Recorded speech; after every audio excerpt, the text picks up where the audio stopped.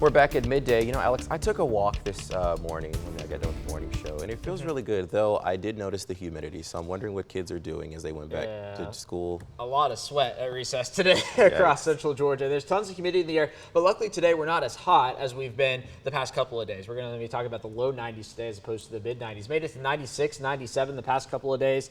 I believe yesterday was 96. Here's a live look down in Lawrence County, a spot that's going to be a bit warmer today.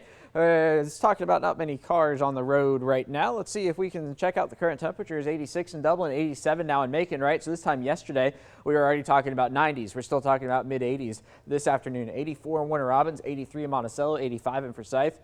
The dew points, it is sticky outside. A 76-degree dew point in Americus, no thanks. 73 here in Macon, 74 in Warner Robins, 64 in Thomaston, and 71 in Sparta. You add all that up, you get these feels like temperatures. Feels like 94 in Macon, 91 in Warner Robins, 92 in Cochrane, 90 in Dublin, 92 in Milledgeville, and 93 in Unadilla. The radar, we don't have anything here in central Georgia. Down to the southeast near Hinesville, some heavier showers. But off to the west, man, do we have a lot of heat. Excessive heat warnings from the Memphis area, really the boot heel of Missouri, all the way down to Louisiana, all the way over to west of Austin, Texas, back up into Kansas. Feels like temperatures out there today, 110 to 120. Luckily, we have this jet in the neighborhood that's keeping us not quite as hot as they are out west. Scattered showers going to be the name of the game today.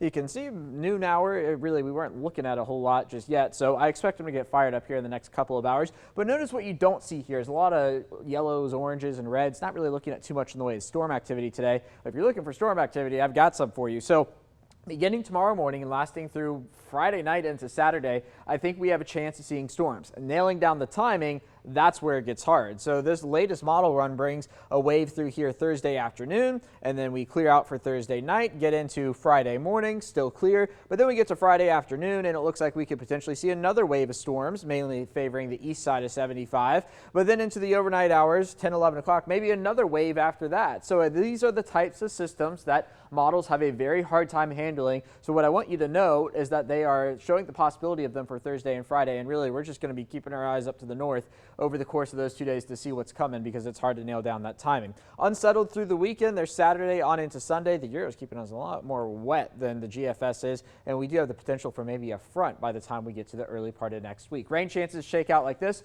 40% chance of rain for tomorrow, 60% on Friday, and then 40% for the weekend. So today is back to school. 92 going to be the high temperature after an overnight low of 71. A mix of sun and clouds with maybe a storm or two out there. Really, I think we're going to see more in the way of shower activity today. 93 for tomorrow, 89 on Friday. That 89 is highly dependent on the storm threat. If we do happen to catch those storms, we will not be as hot. If we don't, then we'll probably break into the 90s. But what is expected, though, is that we break into the mid 90s by the time we get to the weekend.